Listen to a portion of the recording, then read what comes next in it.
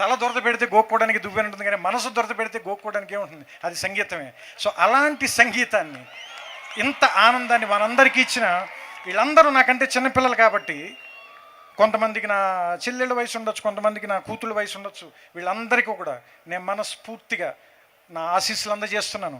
మీరు మరింత మరింత ముందుకెళ్ళి ఇంకా చాలా చాలా చాలా మంచి పాటలు పాడి, ఎందుకంటే టీవీలో ఎప్పుడైనా బోర్ కొట్టినప్పుడల్లా ఏ స్వరాభిషేకం విన్నప్పుడు, లేదంటే ఇంకోటేదో ప్రోగ్రాం విన్నప్పుడు, లేదంటే ఏదైనా ఒక చిన్న మ్యూజిక్ ఛానల్ పెట్టినప్పుడు వినిపించే గొంతు మీ అందరిది. అంటే ఒక్క వైలిన్ మీద ఒక్క సోలో వైలిన్ వాయించిన ఎవరో ఒక్క వ్యక్తి మన చెవిలోకి దూరి మన కళ్ళల్లోంచి నీటి చుక్కని తీసుకురప్పించగలరు అంటే వాళ్ళకి మనం ఏమిచ్చి రుణం తీర్చుకోగలం? ఈ సినిమాలో యాక్ట్ చేసిన ప్రతి ఒక్కరికి నేను బేసిక్గా మనిషిని నన్ను కదిలించకపోతే, లేదా నేను వాళ్ళని కదిలించకపోతే నేను వాళ్ళతో కలిసి ఎక్కువసేపు ప్రయాణం చేయలేను. సో ఈ సినిమాలో పనిచేసిన ప్రతి ఒక్కళ్ళు నన్ను ఏదో రకంగా స్పృశించిన వాళ్ళే, నా మనసుకు తాకిన వాళ్ళే, నాకు ఇష్టమైన వాళ్ళే. సో అందుకని వాళ్ళందరి గురించి నేను ఒకే ఒక మాట చెప్పగలను, మీ అందరినీ నేను ప్రేమిస్తున్నాను. ఆకలి మంచిది, ఎంత ఎక్కువ వేస్తే మనకి అంత ఆరోగ్యంగా ఉన్నట్టు. పర్లేదు, కొంచెంసేపు ఆకలిని భరిద్దాం అందరం.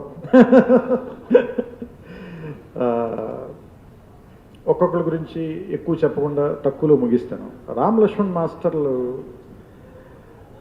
ఫస్ట్గా వాళ్ళతో మొదలు పెడదాం, ఎందుకంటే ఈ సినిమా షూటింగే నేను మొదట వాళ్ళతో స్టార్ట్ చేశాను. ఫస్ట్ మీరు చూసిన చున్నీ ఫైటే మా first day of the shooting. So అది ఎందుకు పెట్టుకున్నానంటే, స్టార్ట్ కెమెరా యాక్షన్ వాళ్ళు చేస్తే మనకు కొంచెం తేలిగ్గా ఉంటుంది కదా అని.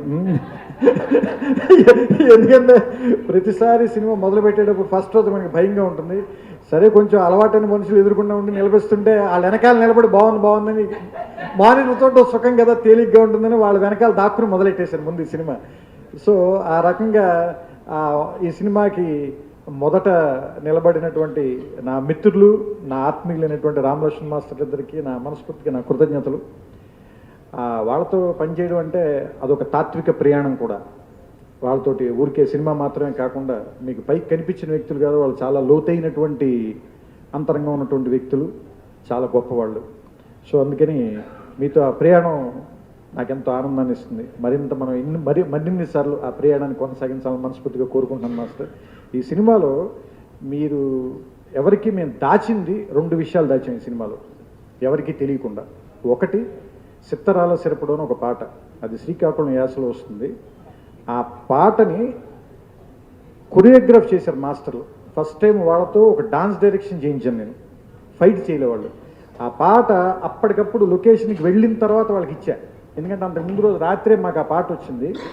వాళ్ళు ఒక హాఫ్ డే నేను ఆ సీన్ తీసుకునే లోపు అసలు మొత్తం హైదరాబాద్ అంతా వెతికి వాళ్ళ ఫైటర్స్ గ్రూపులోంచి ఆ జడల మర్రి అంటే ఆ జుట్టున్న వాడిని ఒక నెతికి పట్టుకుని, తర్వాత ఏమో పొగరెక్కిన ఆంబోత్ అంటే అందులో ఒకరిని తీసుకొచ్చి, సో ప్రతి లిరిక్ని అర్థం చేసుకుని అలానే మరీ మొహం మీద చెప్పినట్టు కాకుండా చాలా అందంతో ఒక పొయిట్రీ లాగా ఆ ఫైట్ తీశారు యాక్చువల్గా. దాన్ని అంటే నాకు అరవింద సమేతలో ఫస్ట్ ఫైట్లో వైలెన్స్ని ఇబ్బంది పెట్టకుండా ఎలా తీయాలి అనేది వాళ్ళు ఏమంటారు దాన్ని, వాళ్ళకి ఎక్స్పెరిమెంట్ చేస్తే ఈ పాట ఒక పొయిట్రీని ఫైట్లో ఎలా తీయచ్చు అనేదాన్ని చూపించారు. సో నాకు తెలిసి అది ఒక కొత్త ప్రయోగాన్ని నాతో పాటు నమ్మి దాన్ని నేను అనుకున్న దానికంటే అందంగా తెరకెక్కించినందుకు గాను మీ ఇద్దరికి మనస్ఫూర్తిగా సభాముఖంగా నేను కృతజ్ఞతలు చెప్తున్నాను.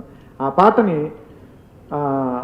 ఉత్తరాంధ్ర ప్రాంత వాసులందరికీ, అంటే నేను యూనివర్సిటీలో చదువుకున్నప్పుడు నాకు పాట తాలూకు బలాన్ని, గౌరవాన్ని నేర్పినటువంటి ఉత్తరాంధ్ర ప్రజలకి నేను మనస్ఫూర్తిగా కృతజ్ఞతా సూచకంగా అంకితం ఇస్తున్న పాట అది రాసిన విజయ్ కుమార్ గారికి నా మనస్ఫూర్తిగా నా కృతజ్ఞతలు.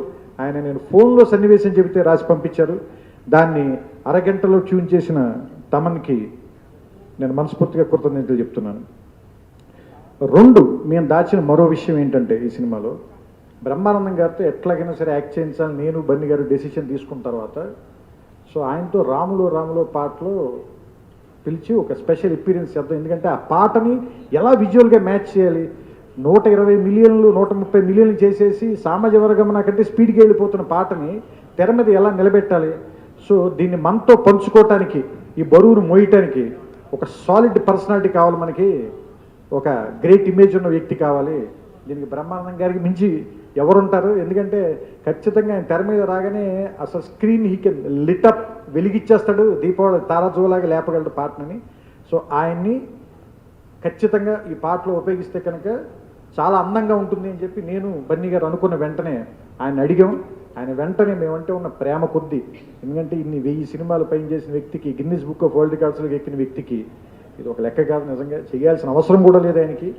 ఇది డబ్బులో పేరో కొత్తగా ఆయన చూడనటువంటిది ఏది ఇచ్చేది కాదు ఇది యాక్చువల్గా. కానీ మా మీద ఉన్న ప్రేమతో, మా మీద ఉన్న వాత్సల్యంతో ఆయన వచ్చి మా కోసం దాన్ని ఎంతలా మిమ్మల్ని నవ్వించారు. ఎందుకంటే థియేటర్లో, నేను సంజయ్ థియేటర్లో ఆయన రాగానే ఒక ఆ సర్ప్రైజ్ రష్, ఆ కేక, మేము అనుకున్నాం, నేను బన్నీ గారు ఇద్దరం షేక్ అండ్ ఇచ్చిన కరెక్ట్, మనం ఏదనుకున్నామో అది రిలీజ్ చేసేసామని అనుకున్నాం.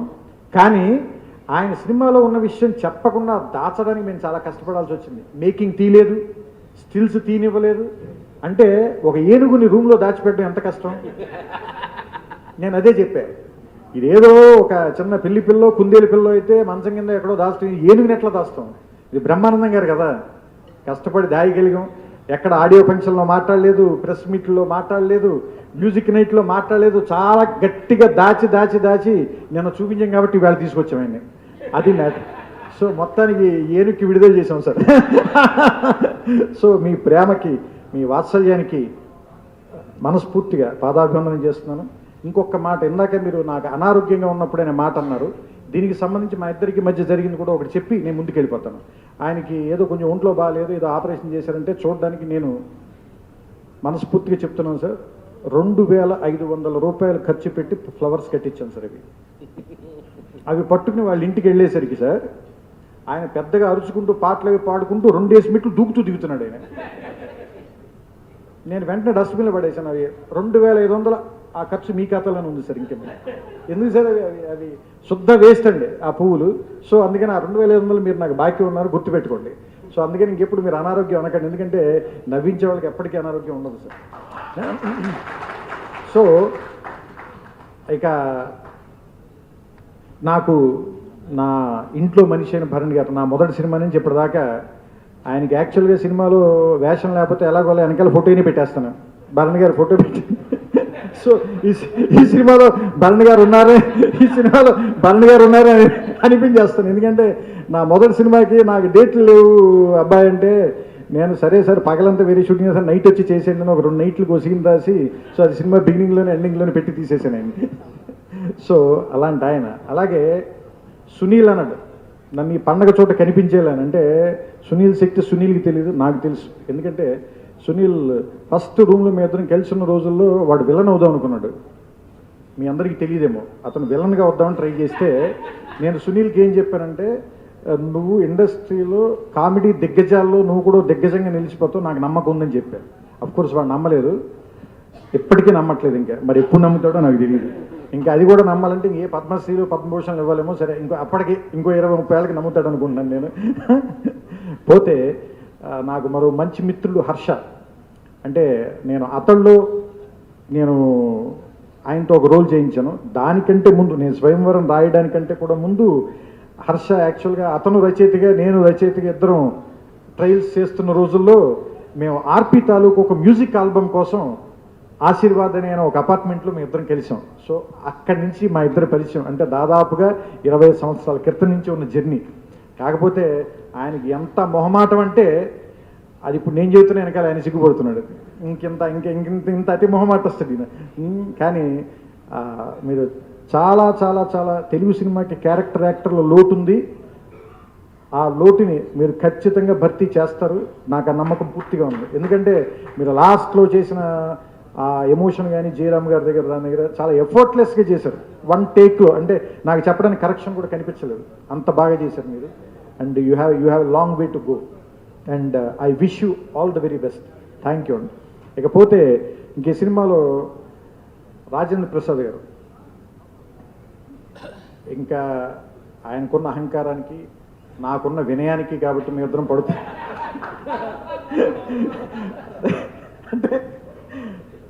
అంటే నా కేవలం ఇది నా మంచితనం, ఎందుకంటే నేను చెప్పేది ఏం లేదు. అంటే నా అతి మంచితనం వల్ల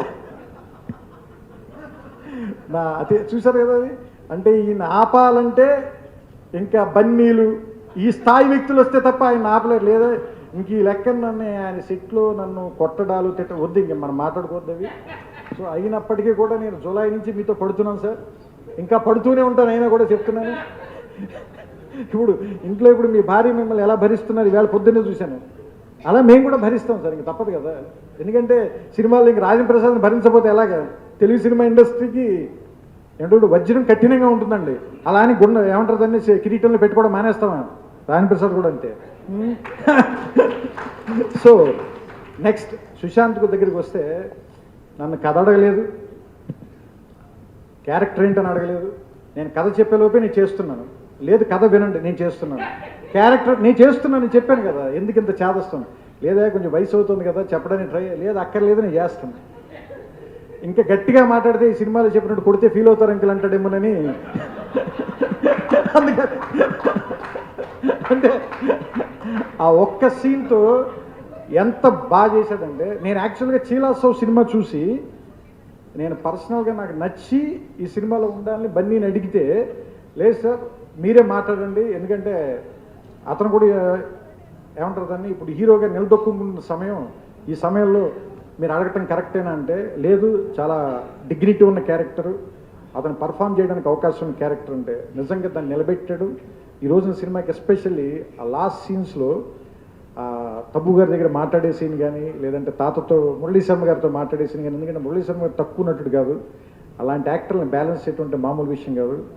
సుశాంత్, మీ నెక్స్ట్ సినిమా మీ వాహనములు ఎక్కడ నిలపరాదు అన్నారు కదా, నీ వాహనం కూడా ఎక్కడ నిలవదు, ఆకుండా వెళ్ళిపోతూనే ఉంటుంది. I wish you all the best. And మీ ఏమంటారు గ్రాండ్ ఫాదర్ అక్కినే నాగేశ్వరరావు గారి లాగా మీరందరూ కూడా ఎన్నో సినిమాలు చేయాలి, ఇంకా మమ్మల్ని ఎన్నో సంవత్సరాల పాటు మమ్మల్ని ఆనందింప చేయాలి. మా అందరి విషెస్ ఆశీర్వాదం మీతో ఉంటాయి.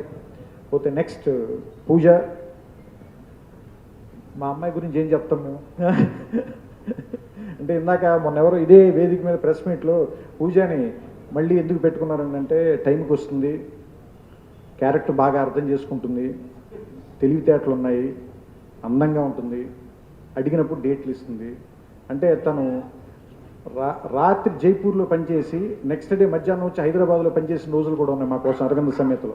అంటే ఎంత హార్డ్ వర్కింగ్ అమ్మాయిలు. అంటే మీకు పైకి ఒక అందంగా కనిపించే అమ్మాయిని మాత్రమే చూస్తున్నానేమో కానీ వీళ్ళు ఈ తరం అమ్మాయిలు, అంటే the women of this generation, అంటే సెల్ఫ్ మేడ్, ఇండిపెండెంట్, వాళ్ళ రూపాయి వాళ్ళు కష్టపడి చెమటూడ్చి సంపాదించి దాంతో గౌరవం సంపాదించుకున్నటువంటి వ్యక్తులు. I respect you and I respect you and I wish you all the very best. ఎందుకంటే తన డీపీలో, వాట్సాప్లో డీపీలో ఉండేది ఏంటంటే, నేను నెగ్గే వరకు నేను అయినట్టు కాదు అని. Yeah, and I like that. నువ్వు నెగ్గిన అయినట్టు కాదు, ఇంకా నెగ్గుతూనే ఉండాలి. Okay, and I wish you all the very best. And next చివరిగా నేను ఈ సినిమాకి పనిచేసిన గ్రేటెస్ట్ టెక్నీషియన్స్ ఇద్దరు ఎవరంటే, ఒకవైపు వినోద్ గారు ఒక స్తంభం, మరో స్తంభం ఆర్ట్ డైరెక్టర్ ప్రకాష్ గారు. నేను చాలా విషయాలు వాళ్ళిద్దరి మీద వదిలేశాను. అంటే నా నమ్మకం ఏంటంటే, నేను ఎడిట్ రూమ్లో ఎడిట్ చేస్తున్నా, వాళ్ళిద్దరూ ఆ పని చేసేస్తారు. అంటే నాకు ఎరుపు నచ్చుతుందో, పసుపు నచ్చుతుందో, తెలుపు నచ్చుతుందో నేను చెప్పక్కర్లేదు, వాళ్ళిద్దరికీ తెలుసు. ఇంకంత నమ్మకంగా వదిలేశాను. వాళ్ళు కూడా ఏంటంటే, ఇది వేస్తే బాగుంటుంది, వాడికి నచ్చుతుంది, వాళ్ళకి తెలుసు. సో అందుకని మేము మాట్లాడుకోవాలి, చాలా విషయాలు మేము మాట్లాడుకోవటం మానేసాం. యాక్చువల్గా మా మధ్య మాటలు లేవు. సో అందుకని ఆ రకంగా ప్రకాష్ గారికి ఫ్యామిలీతో హాలిడే ఎంజాయ్ చేస్తున్నారు వినోద్ గారు. నాకు ఈవేళ పొద్దున కూడా మెసేజ్ చేశారు, ఆయన బాగా ఎంజాయ్ చేయొచ్చు. సో అందుకని వాళ్ళిద్దరికీ నా మనస్ఫూర్తిగా కృతజ్ఞతలు చెప్తున్నాను. And editor Naveen Nooli, so నాకు ఎప్పటి నుంచి కలేజా సమయం నుంచి తెలిసినటువంటి మిత్రుడు, అండ్ ఇప్పటిదాకా నాతోనే ట్రావెల్ చేస్తూ వస్తున్నాడు, and has done a great job. ఇంకా చివరిగా తమన్, ఎలాంటి సమయంలోనైనా ఒక నో తీసుకోగలిగిన వ్యక్తి. ఎందుకంటే ఆ నో తీసుకోగలిగే వాడికే జనం దగ్గర నుంచి అంత ప్రేమ తీసుకోగలిగే శక్తి వస్తుంది. సో అందుకని ఆ నో తీసుకున్నాడు కాబట్టి, అంటే ఏదైనా ఇది బాగాలేదు, it's okay, will do 1 more sir అంటే, అంతే తప్ప ఇది ఎందుకు బాగాలేదు అని ఆగిపోడు. అందుకనే సామజవర్గమన, రాములు రాముల, బుట్ట బొమ్మ, ఓ మై గాడ్ డాడీ, అల వైకుంఠపురములు, సిత్తరాల సిరపడు ఒక్క సినిమాలో 6 బ్లాక్ బస్టర్ సాంగ్స్. అంటే ఈ సినిమా రిలీజ్ అవ్వకుండానే ఈ సినిమా హిట్ అనే ఫీలింగ్ మాత్రం అందరికీ క్రియేట్ చేసేసిన వ్యక్తి మాత్రం తమన్. సో అందుకని మా అందరి పనిని సగం తగ్గించేశాడు యాక్చువల్గా. సో అందుకని మిగతా సగం మేము దాన్ని కరెక్ట్గా మ్యాచ్ చేస్తే చాలు అనే పరిస్థితిలో మమ్మల్ని పెట్టాడు. సో అందుకని తమనికి మనస్ఫూర్తిగా కృతజ్ఞతలు. ఇలాంటివి నీకు చెప్పకూడదు, నేను నాకంటే చిన్నవాడివి ఆశీర్దిస్తున్నాను. And I wish you all the very best. అంటే నువ్వు ఇంకా చాలా చాలా చాలా దూరం ప్రయాణించాలి. ఇందాక పూజ చెప్పినట్టు ఇది గోల్డెన్ పీరియడ్. ప్రతి క్షణం నువ్వు ఒక అద్భుతం చేయాలని మనస్ఫూర్తిగా కోరుకుంటున్నాను. ఇకపోతే మా నిర్మాతలు అల్లు అరవింద్ గారు అండ్ రాధాకృష్ణ గారు, నాకు ఆయన జల్సా నుంచి పరిచయం. ఆయన కరెక్ట్గా జల్సా టైంలోనే నాకు అడ్వాన్స్ ఇచ్చిన ప్రొడ్యూసరు. సో విచిత్రం చూడండి, ఇద్దరు ఈ టైంకి కలిసి ఇన్నాళ్ళ తర్వాత ముగ్గురం కలిసి సినిమా పని చేయగలిగాం. సో వాళ్ళంటే వాళ్ళ కుటుంబ సభ్యుల్లో నేను ఒకడిని, అంత ఆత్మీయుడిని నేను. అందుకని వాళ్ళు నన్ను పొగడకూడదు, వాళ్ళు ఆశీర్దిస్తే చాలు. వాళ్ళ గురించి నా మనసులో మాటల్ని ఎంత చెప్పినా తక్కువే. ఆయన చెప్పినట్టుగా నేను 18వ తారీఖున మీ అందరి ముందు వైజాగ్లో మాట్లాడుతాను వాళ్ళిద్దరి గురించి ప్రత్యేకంగా. కాకపోతే ఒక్క మాట చెప్పగలను, మేము రూపాయి అడిగితే వాళ్ళు రూపాయిన్నరకి ప్రిపేర్ అయ్యి సేఫ్టీకి 2 రూపాయలు జాగ్రత్త పెట్టుకుని మాకు సెట్ అయిపోయిన డబ్బు. సో ఇంకంటే ఇంకా అంత ఫ్రీడమ్ అంటే మీరు ఊహించండి, మేము దాన్ని నిజం చేస్తాం. మీరు కలకనండి, మేము దాన్ని రిలీజ్ చేస్తాం అన్నారు వాళ్ళిద్దరు. ఇంకా అంతకుమించి వాళ్ళ గురించి చెప్పడానికి ప్రస్తుతానికి హ్యాపీ, అక్కడ మాట్లాడుకున్నాం. సో టు బీ కంటిన్యూడ్ అది. ఇకపోతే ఈ సినిమాకి మొదలు చివర బన్నీని. మా నాన్న అంటే నాకు మర్చిపోలేని ఒక జ్ఞాపకం అని. అంటే నా ఫీలింగ్ ఏంటంటే, సామాన్యంగా అందరూ అమ్మ గురించి మాట్లాడతారు. ఇప్పుడు అమ్మ 9 మాసాలు మోస్తుంది, కంటుంది, మనని పెంచి పెద్ద చేస్తుందని. కానీ మన నాన్న వేలు పెట్టుకునే నడుస్తాం. చిన్నప్పుడు ఒక స్పానిష్ ఆర్ బ్రెజిలియన్లో ఒక సామెత ఉంది. ఏంటంటే, చిన్న వయసులో ఒక 5 ఏళ్ల వయసులో 6 ఏళ్ల వయసులో ఉన్నటువంటి పిల్లలకి ఫాదరే సూపర్ హీరో. వాళ్ళ ఫాదర్ సూపర్ మ్యాన్ అనుకుంటారు. ఏమైనా చేయగలడు మా నాన్న ప్రపంచంలో సాధించలేదంటే ఏం లేదనుకుంటారు.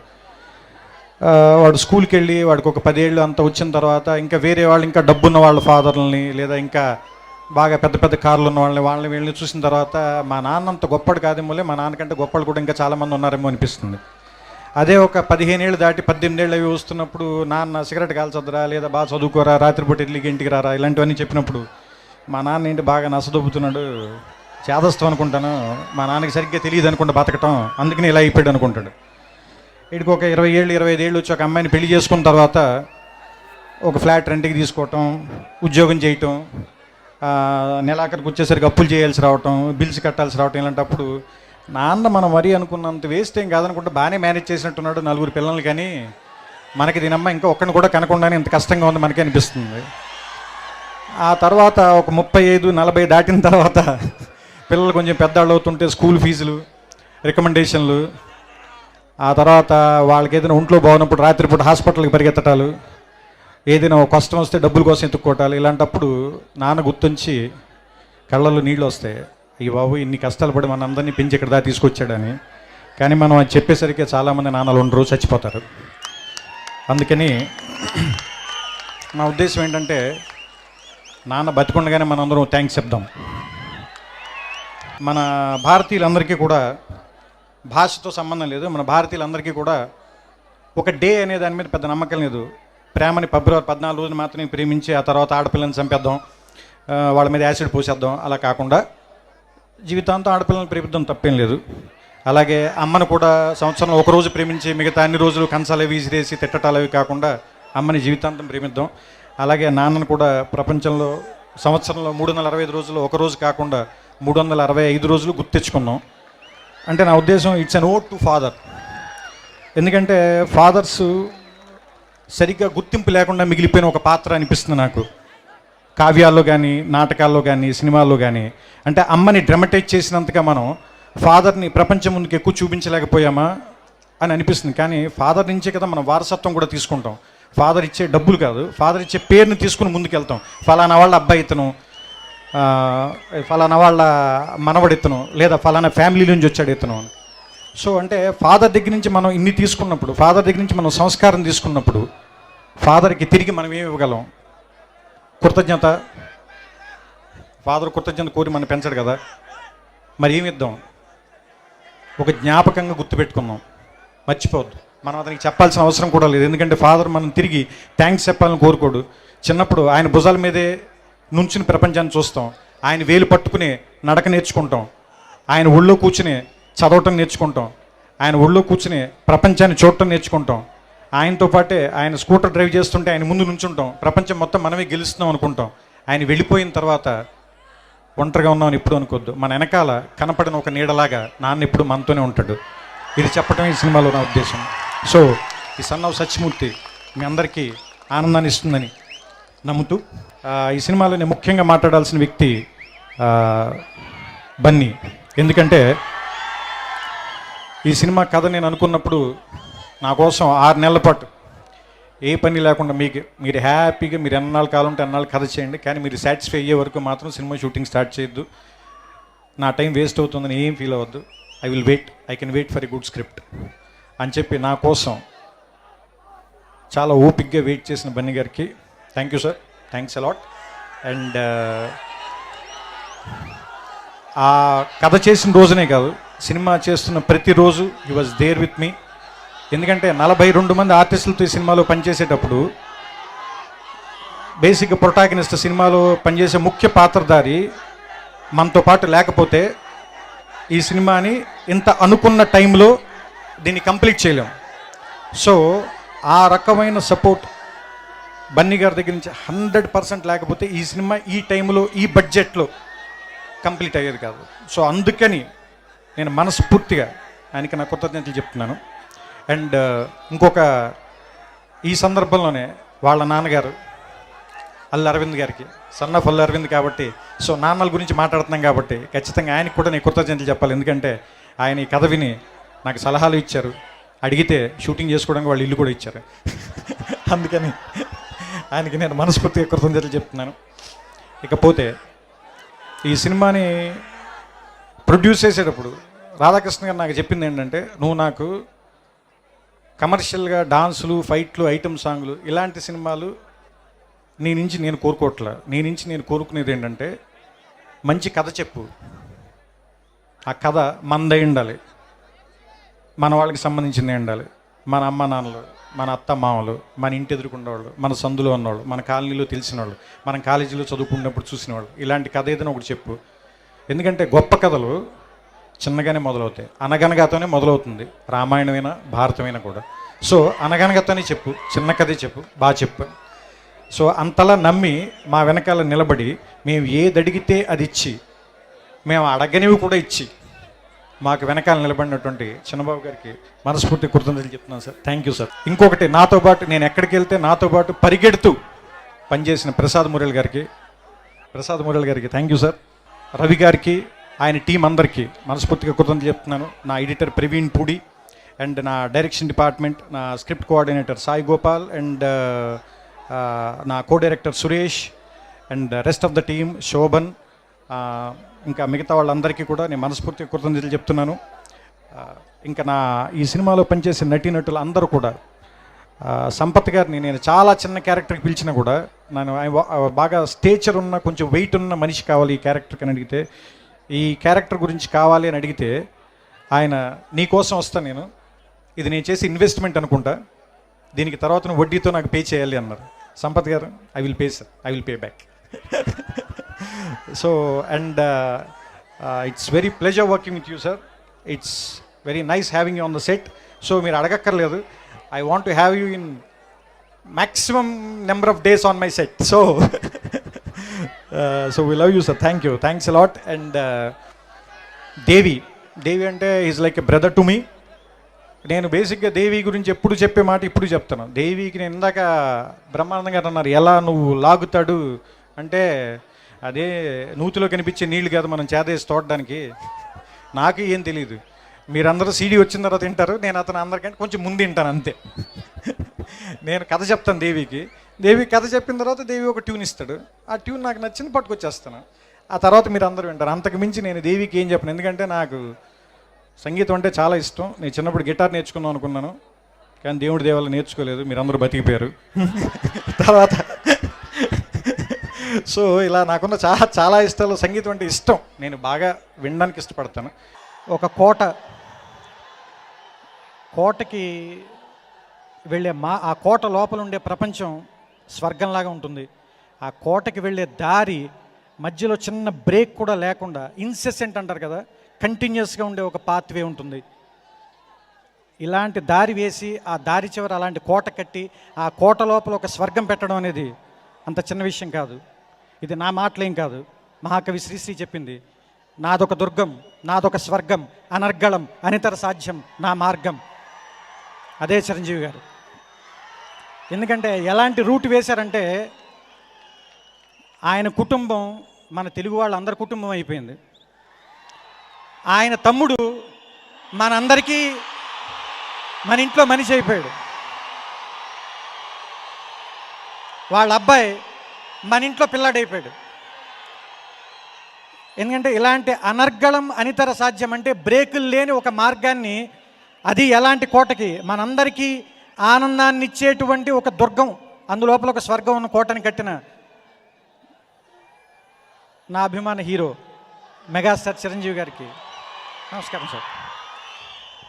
ఎందుకంటే కొంతమంది గురించి మాట్లాడడానికి మనం ఎప్పుడూ వెతుక్కోవాల్సిన పని లేదు. ఎందుకంటే వాళ్ళ చరిత్ర మనం ఎన్ని రకాలుగా, అంటే రామాయణం ఉంది, రామాయణానికి దాదాపుగా ఆథెంటికేటెడ్ వెర్షన్లు 300 ఉన్నాయంటారు. 300 వెర్షన్స్ రాశారు, అయినా మనకి బోర్ కొట్టదు. కొన్ని కథలు ఎన్నిసార్లు విన్నా బోర్ కొట్టవు. గాంధీ ఎన్నిసార్లు మాట్లాడుకున్నా మనకి బోర్ కొట్టదు. అలాగే రామాలయం లేని వీధి ఉండదు. అలాగే ఆంజనేయ స్వామి గురించి మాట్లాడకుండా ఏ కార్యక్రమం మనం పూర్తి చేయం. అలాంటి ఆంజనేయ స్వామి భక్తుడైన చిరంజీవి గారు, ఆయన గురించి మాట్లాడకుండా తెలుగు సినిమా గురించి, సౌత్ ఇండియన్ సినిమా గురించి మాట్లాడగలమా? మాట్లాడడం కుదరదు మనకి. సో నాకు సంబంధించినంత వరకు మల్టీప్లెక్స్లు ఇప్పుడు అన్నీ వచ్చేసాయి కాబట్టి చిట్ట చివరి మ్యాటినీ ఐడల్ అనొచ్చా?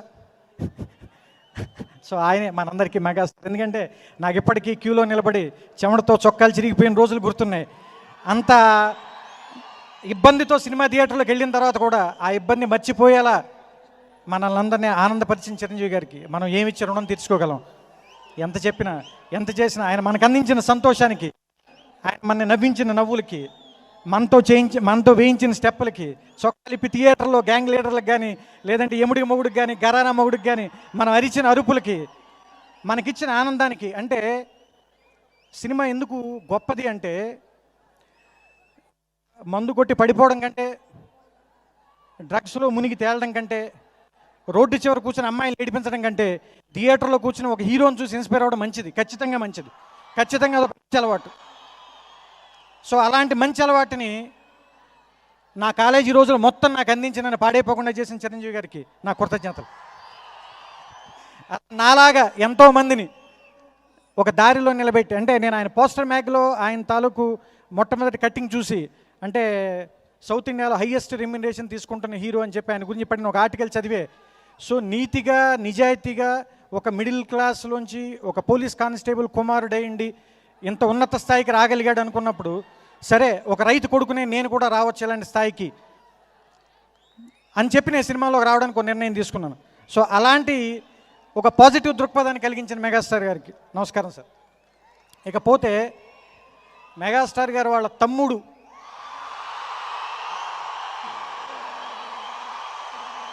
మనందరికీ ఆత్మీయుడు. ఆయన మాటల్లోనే చెప్పాలంటే, అంతా కలిపితే నేను పిడికెడు మట్టే కావచ్చు, కానీ ఒక్కసారి నేను తలెత్తి చూశానంటే ఒక దేశపు జెండాకున్నంత పొగరుంది నాకంటూ ఉంది. సో అలాంటి పవన్ కళ్యాణ్ గారికి కొడుకైన రామ్ చరణ్కి నేను తప్పు ఏం వరస చెప్పట్లేదు, ఎందుకంటే అది కళ్యాణ్ గారే చెప్పారు. నా కొడుకు, నాకు తమ్ముడు, నాకు అన్న కొడుకు కాదు, నా కొడుకు అన్నారు. అందుకని సో వాళ్ళ అబ్బాయి రామ్ చరణ్కి, సో చిరంజీవి గారు తమ్ముడిలాగా ఉన్నాడు అందుకని, సో వాళ్ళ తమ్ముడు రామ్ చరణ్కి, వాళ్ళ తమ్ముడు గారు అబ్బాయి రామ్ చరణ్కి ఈ సినిమా మరింత విజయాన్ని ఇవ్వాలని కోరుకుంటున్నాను. ఎందుకంటే నేను రంగస్థలం చూసిన తర్వాత ఆయనతో ఫోన్లో మాట్లాడాను, సుకుమార్ గారితో ఫోన్లో మాట్లాడాను తప్ప నాకంటే ట్విట్టర్, ఫేస్బుక్ లాంటి వేదికలు లేవు. అందుకని నేను అందరితోటి నా అభిప్రాయాన్ని పంచుకోలేకపోయాను.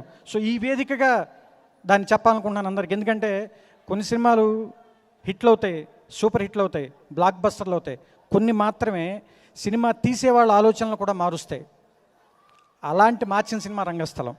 అందుకని అంటే కొన్ని సినిమాలు తీసిన వాళ్ళకి, చూసిన వాళ్ళకి కూడా, తీసిన వాళ్ళకి గౌరవాన్ని, చూసిన వాళ్ళకి తృప్తిని తీసుకొస్తాయి.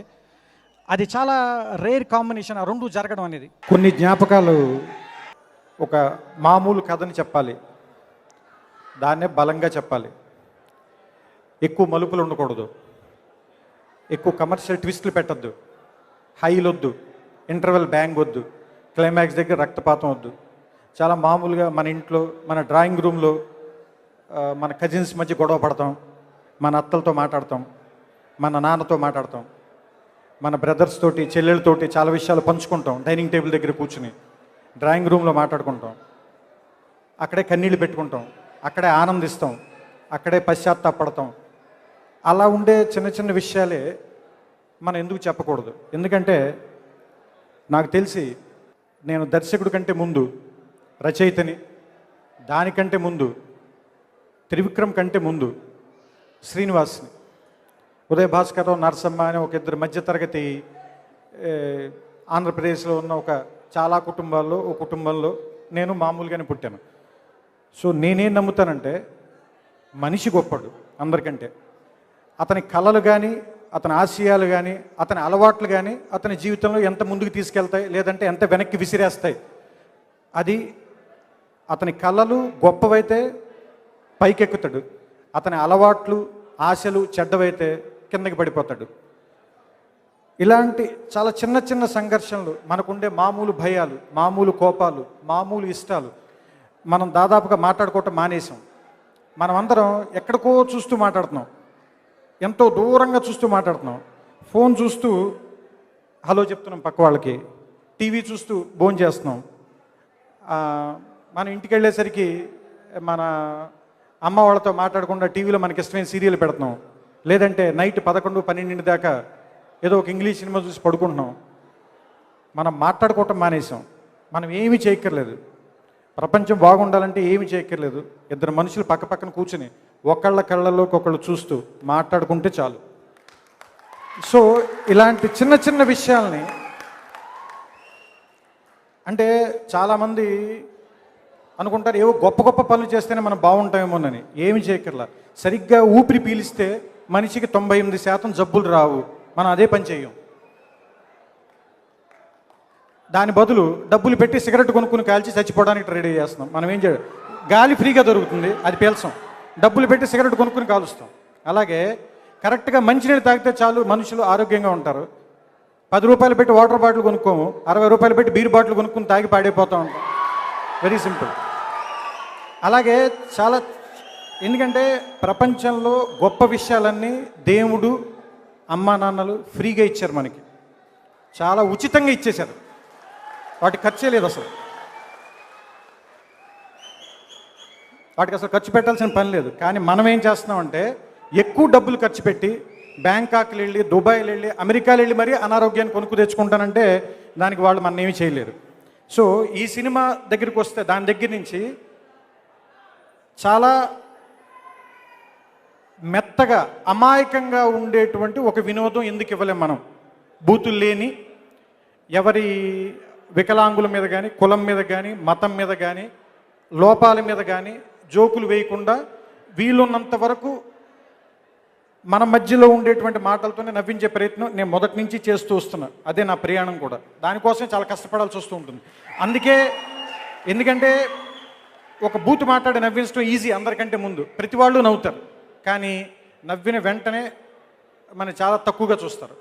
కానీ ఒక గొప్ప మాట మాట్లాడితే మేబీ అర్థం కాక వెళ్ళిపోవచ్చు, కానీ వెళ్ళిపోతున్న దారిలోనైనా సరే అది ఆలోచనకు వస్తే మనం ఫోన్ చేసి మరీ అభినందిస్తారు.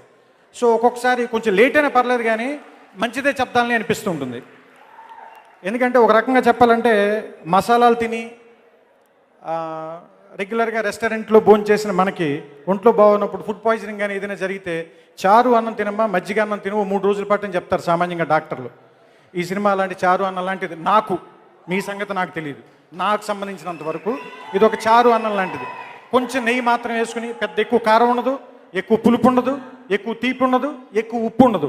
కొంతమంది మేబీ దీన్ని చాలా బ్లాండ్గా ఉంది, ఏమీ లేదేంటి అని అనుకోవచ్చు. కానీ నేను ఇదే గుంటూరులో పుట్టిన శంకరమంచి సత్యం గారని చాలా గొప్ప ఆయన అమరావతి కథలో అని రాశారు ఆయన. అది కేంద్ర సాహిత్య అకాడమీ అవార్డు కూడా వచ్చింది ఆ పుస్తకానికి. వీలుంటే దయచేసి ఎవరైనా చదవండి. నాకు తెలిసి తెలుగులో చాలా గొప్ప పుస్తకాలు అది కూడా ఒక పుస్తకం. అందులో ఆయన ఒక కథ రాస్తాడు. ఆ కథ చెప్పి ముగిస్తాను, అంతకుమించి ఎక్కువ విసిగించిన ఎవరిని. ఏంటంటే అందులో ఆయన పేరు గుర్తులేదు, ఒక ఆయన రోజు పొద్దున్నే లేచేవాడు, అమరావతి ఊళ్ళో బతికేవాడు. ఆయన నదికి వెళ్ళి స్నానం చేసేవాడు, వచ్చేవాడు, గుళ్ళోకి వెళ్ళి దేవుడు శివుడి మీద చెంబుడు నీళ్లు పోసేవాడు. ఇంటికి వచ్చి వాళ్ళ ఆవిడికి ఏ కూర వండాలో చెప్పేవాడు. ఆవిడ వండితే తినేసి అరుగు మీద కూర్చుని సాయంత్రం పూట దారిలో వెళ్ళి ఒక 2-3 ఫ్రెండ్స్తో కబుర్లు చెప్పేవాడు. ఆ తర్వాత రాత్రి మళ్ళీ వాళ్ళ ఆవిడికి ఏం వండాలో చెప్పేవాడు, అది తినేవాడు. అప్పుడప్పుడు పండగలు వస్తే గుడికి వెళ్ళి భజన చేసేవాడు అందరితో పాటు. సరదాగా స్నేహితులతో కబుర్లు చెప్పేవాడు. ఒక 60 సంవత్సరాలు 70 సంవత్సరాల తర్వాత చచ్చిపోయాడు. ఇంతే కథ, ఇంకేమీ లేదు. చివరిలో ఒక మాట రాస్తాడు, ఇలా బతకడం మాత్రం ఏ తప్పు చేయకుండా అంత తేలిక అని. అంత తేలిక కాదు కదా.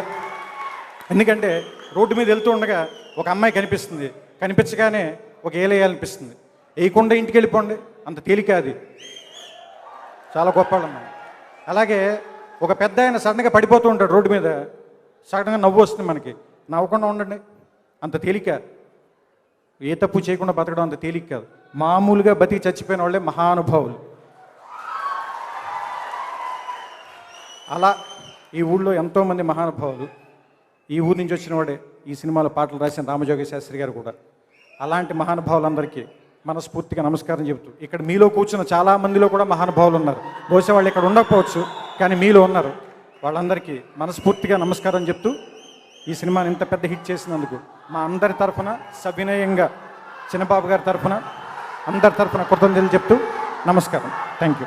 చాలా బాగా వస్తారు. ఎందుకంటే జులై పాట మేము ఫస్ట్ బన్నీతో కాంబినేషను. ఎందుకంటే బన్నీ టాపిక్ ఎందుకు వచ్చిందంటే, బన్నీకి నాది రామజోగి శాస్త్రి గారి కాంబినేషన్ అంటే పిచ్చి. ఎప్పుడు చెప్తాడు, మీరిద్దరు కలిస్తే ఏంటో సార్ పెద్ద ఎక్కువ మాడుకోకుండానే మ్యాజిక్ క్రియేట్ చేయగలరు మీరిద్దరు అంటాడు. అది ఎందుకో తెలియదు అతనికి నమ్మకం. సో అంటే నా సినిమాలని బయట సినిమాలు కూడా ఉంటాయి. ఎందుకంటే ఆ తర్వాత అప్పుడు కూడా నాకు వెళ్ళిపోయి శ్యామలో విని ఫోన్ చేశాడు, ఇది రామజోగి గారు రాశారు కదా ఈ పాట. అలాగే నిద్రసాలని ఏమంటారు దాన్ని ఫస్ట్ సాంగ్, ఆ 2 పాటలే గుర్తుపెట్టేసాడు వినగానే. కరెక్టే ఎలా పడ్డారంటే నాకు తెలిసిపోతుంది సార్ మీ ఇద్దరు మ్యాజిక్ అంటారు.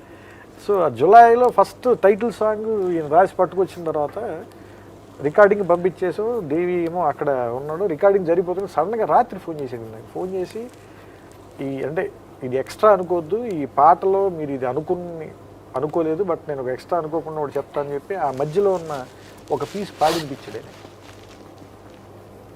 నాకు వెంటనే వచ్చేసి దీన్ని ఇమ్మీడియట్గా పెట్టేద్దామని చెప్పి దాన్ని పెట్టేసాను సినిమాలో అప్పటికప్పుడు. సో అంటే అది ఆయన తాలూకు ఎడిషన్.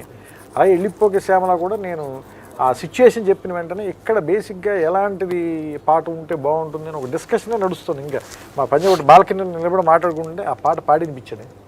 నేను ఊరికే సరదాగా శ్యామల అనేది ఒకటి రాసి వినిపించాను. బట్ ఈ అమ్మాయి పేరు అది కాదు కదా, సినిమాలో అమ్మాయి పేరు అనసూయ రామలింగం కాదు కదా అంటే నేను అన్న అస్సలు ఆ పేరు పెట్టే పాడాలి ఏంటాడు, ఏదో గీతం వాడు పాడుకుంటున్నాడు అనుకుని ఈ పాట పెట్టేద్దామని చెప్పి పెట్టేసాను వెంటనే.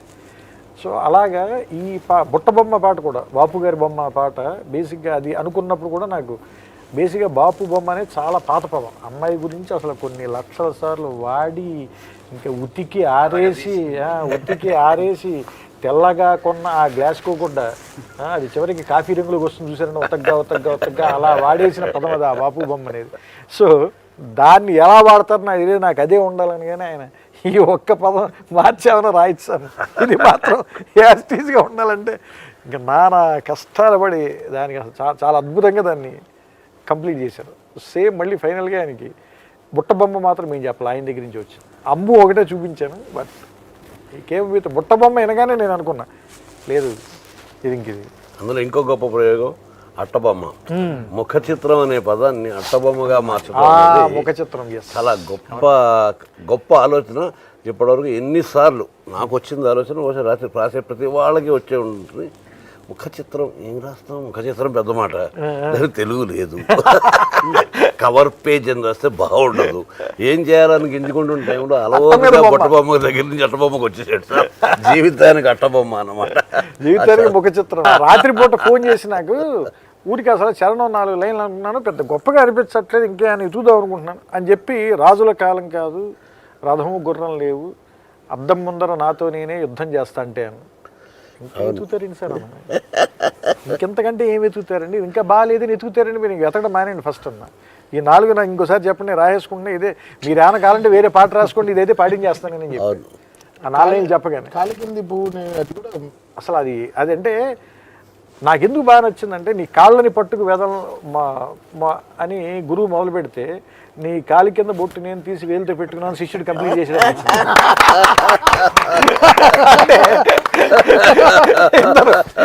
టూ డిఫరెంట్ ప్లేసెస్లో కూర్చుని సినిమాలో వచ్చిన ఒక పాటని ఒకరితో ఎత్తుకుని మొదలు పెడితే అది లాస్ట్ సాంగ్. ప్రయాణంలో కూడా ఫస్ట్ సాంగ్ అది, ఇది లాస్ట్ సాంగ్ రాయటంలో మొదలు పెడితే దాన్ని ఆయన కంప్లీట్ చేయటం అనేది అంటే ఒక ఫుల్ సర్కిల్ కంప్లీట్ అనేది అనిపించింది నాకు. దాన్ని ఎలాగైనా వాడాలనుకుని చెప్తే దాన్ని లేదు సార్ రిపీట్ పల్లవిలో వాడదామని దాన్ని రిపీట్ పల్లవిలో పెట్టాడు. ఎందుకంటే ఇప్పుడు మేము కూడా సాంగ్ ఫార్మాట్స్ మార్చాం. ఇప్పుడు ఎలానే స్క్రిప్టింగ్ ఎలానో పల్లవి చరణం ఆర్డర్ లేకుండా ఫస్టే పల్లవి, ఇంతకన్నా ఒక మీకు 2 బార్లోనే పల్లవి వచ్చేస్తుంది, చరణం ఆర్డర్ ఉండదు మీకు, మళ్ళీ పల్లవి. సో ఒక song scripting of song grammar of the song మార్చిన వల్ల చాలా కొత్త ఫ్రేజెస్ కంపోజ్ చేయడానికి గెట్టింగ్ ఐడియాస్. సేమ్ టైం ఈ సాంగ్ కూడా చాలా లీన్ సాంగ్, ఎక్కువ ఇన్స్ట్రుమెంట్స్ కూడా ఉండదు. సో మాకు బరువు అంతా లిరిక్లోనే ఉండాలి. ఆ లిరిక్ 100 కిలోలు బరువు లేకపోతే పాట కదలదు. సో అంత షార్ట్ టైంలో ఆయన రాసింది చాలా గొప్ప. అసలైతే ఆ లైన్ అది అద్దం ముందర నాతో నేను యుద్ధం చేయడం నిజం.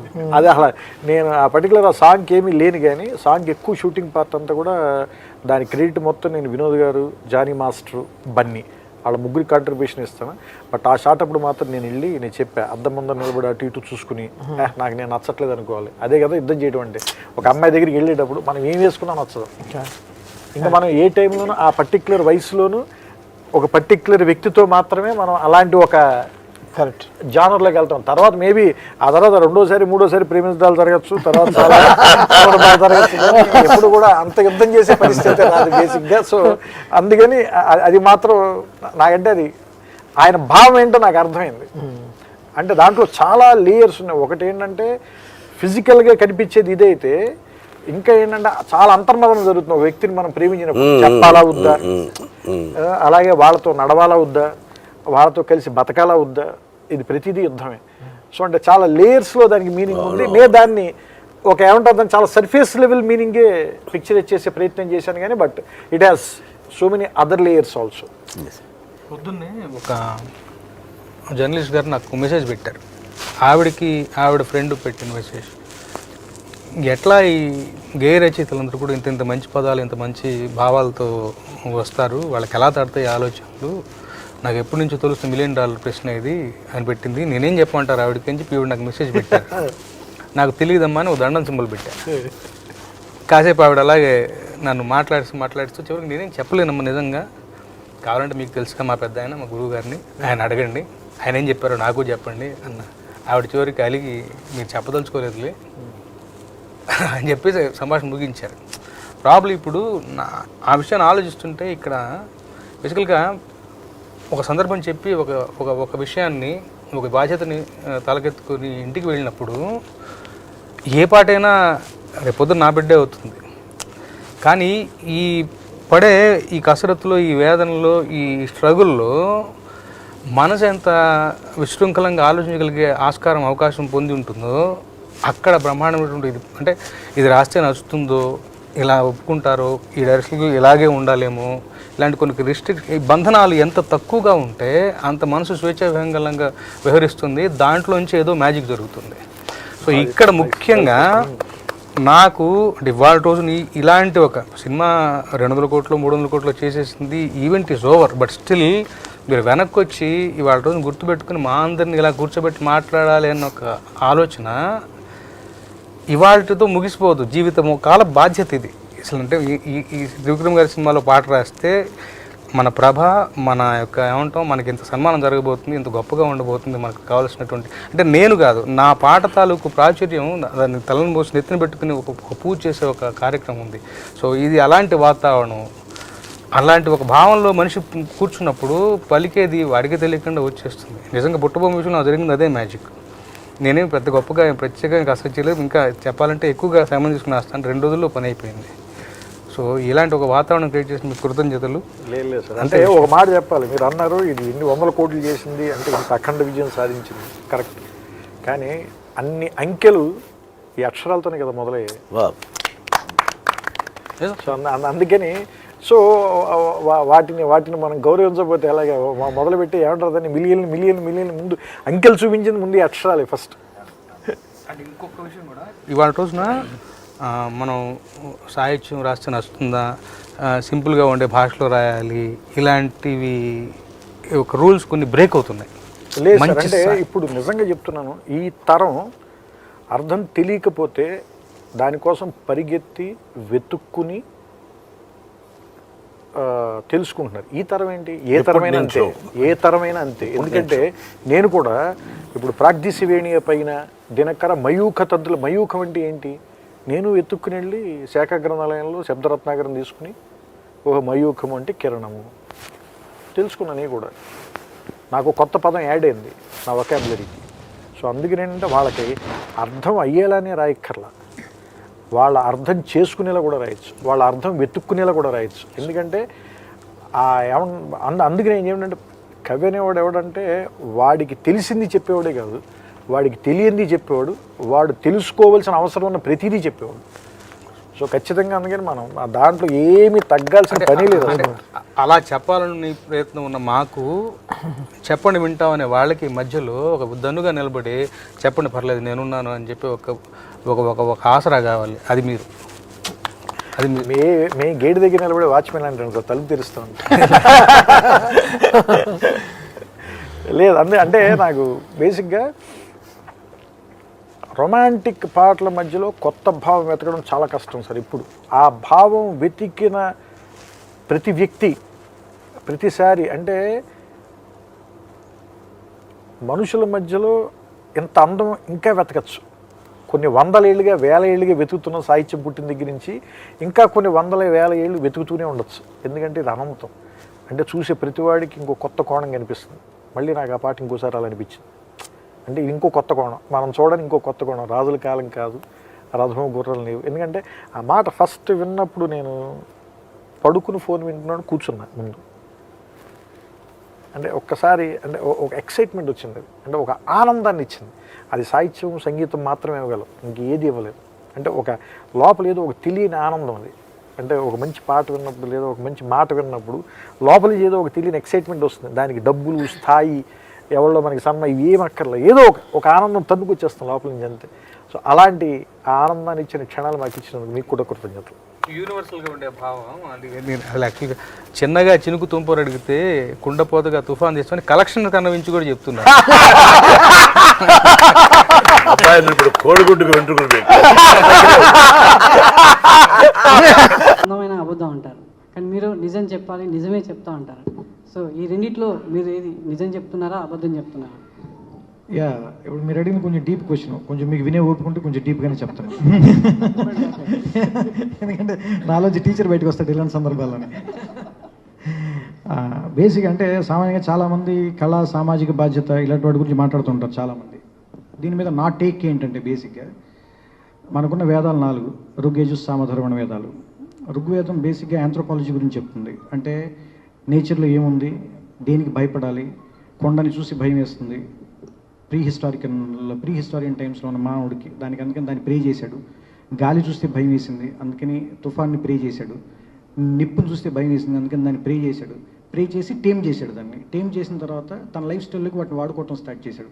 కంట్రోల్ చేసి ఫ్యాన్ చేశాడు, ఇంకా కండిషన్ చేసి ఏసీ చేశాడు, దీన్ని గ్యాస్ స్టవ్ చేశాడు, మైక్రో ఓవెన్ చేశాడు. సో ఇది ఆంథ్రోపాలజీ ఋగ్వేదం అంతా. యజుర్వేదం అంతా ఏంటంటే దీన్ని లైఫ్ స్టైల్ ఎట్లా బెటర్ చేయాలి, నువ్వు ఎప్పుడైతే నేచర్ని తెలుసుకున్నావు దీన్ని బెటర్ చేయటం, మెకనైజేషన్ అంతా యజుర్వేదంలోకి వస్తుంది. నెక్స్ట్ సామవేదం, సంగీతం, అందుకని మీకు ఎప్పుడో శాస్త్రి రాసిన పాట ఏదది సామవేద సారమిది అనే పాట వస్తుంది. అంటే సామవేదం సంగీతం గురించి చెప్తుందని. అంటే కళలు, సాహిత్యం ఇలాంటివన్నీ. అంటే మీరు ఒక 10 రోజుల పాటు ఎడారిలో నడుస్తూ వచ్చారు. వచ్చిన తర్వాత 10 రోజులుగా స్నానం లేదు, భోజనం చేయట్లేదు, మీరు వాటర్ తాగట్లేదు. మంగళంపల్లి బాలమురళీకృష్ణ గారి కీర్తన వినిపిస్తామంటే ఎలా ఉంటుంది మీకు? ముందు గ్లాసులు మంచినీళ్ళు ఇవ్వంటారు బాబు అంటారు, అంతే కదా. సో అందుకని చక్కగా భోజనం చేసి అంత ఆనందంగా ఉండి కూర్చున్న తర్వాత అప్పుడు సంగీతం, సాహిత్యం, సినిమా గట్రా వగైరా. సో అందుకని ఏంటంటే సమాజాన్ని రిఫ్లెక్ట్ చేయడానికే కళలు ఉపయోగపడతాయి తప్ప సమాజాన్ని మార్చేంత శక్తి కళలకు ఉంది అని నేను అనుకోవట్లేదు. బట్ సమాజంలో జరిగేటువంటి ఒక లోటుని ఎత్తి చూపించడానికి, లేదంటే ఈ తప్పు జరుగుతోందని దాని మీద లైట్ వేసి చూపించడానికి మాత్రం కళలు ఉపయోగపడతాయి. So they will reflect the society. దాని కరెక్షన్ ఎక్కడ స్టార్ట్ అవ్వాలి? చట్టసభల్లో స్టార్ట్ అవ్వాలి. ఇది నా టేక్ దాని మీద. సో అందుకని మీరు ఎప్పుడైతే సినిమా అందమైన అబద్ధం అంటున్నారో అది అందమైన అబద్ధం కాదు, అది అందమైన అర్థం. So that will show what is happening in the society. అది సార్, అది మార్పు ఖచ్చితంగా అవకాశం ఇవ్వచ్చు. అది ఎప్పుడు మనుషులు దానికి రెడీగా ఉన్నప్పుడు, పొలిటీషియన్స్ కానీ, లీడర్స్ కానీ, లెజిస్లేటివ్గా కానీ దాని మీద చాలా చాలా చాలా పనులు జరగాలి. బట్ ఇది ఒక అందమైన అర్థం, మంచి ఫ్రేమింగ్ గట్రా ఉంటుంది. బట్ అందులో మాత్రం విషయం చూపించే ప్రయత్నమే చేస్తాం. కాంటెంపరీగా ఏం జరుగుతుందని ప్రతి ఫిల్మ్ మేకరు, ప్రతి రైటరు, ప్రతి డైరెక్టరు, ప్రతి యాక్టరు, సినిమానే కాకపోవచ్చు మిగతా ఏ మాధ్యమంలో, మీడియాలో ఉన్న మీరు కానీ అందరం కూడా చేయగలిగిందల్లా ఏంటంటే we can reflect what is happening actually. We can say this is happening here, please take care of this. అది మాత్రం మనం చెప్పగలం. సార్ త్రివిక్రమ్ గారు, మొత్తం దాయిడాగ్ ఏమీ లేదు, మొత్తం రివీల్ చేసినట్టు ఇందాకే ఒకటి వచ్చిందండి. అలవైకుంఠపురంలో బంటుగా చేరే బంధమై అని చెప్పేసి ఒకటి. అంటే అంతేనా సినిమా మొత్తం అదే ఉంటుంది, ఇంకేమన్నా ట్విస్ట్ ఉండబోతున్నాయి మాకు?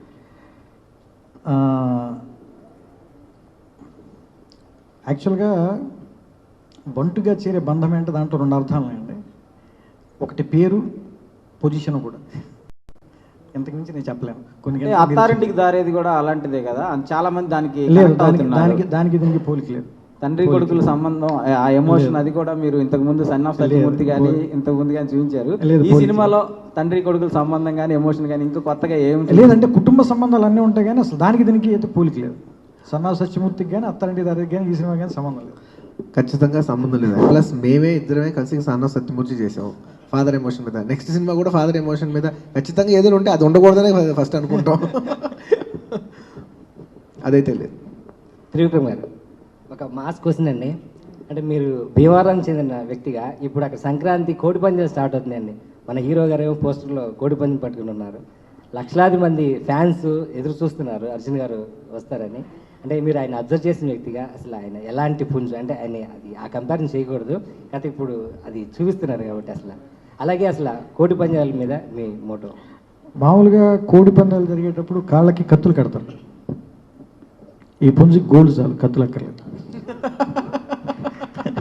అందుకని నా దృష్టిలో బన్నీ గారు అలాంటి పందెం పుంజు.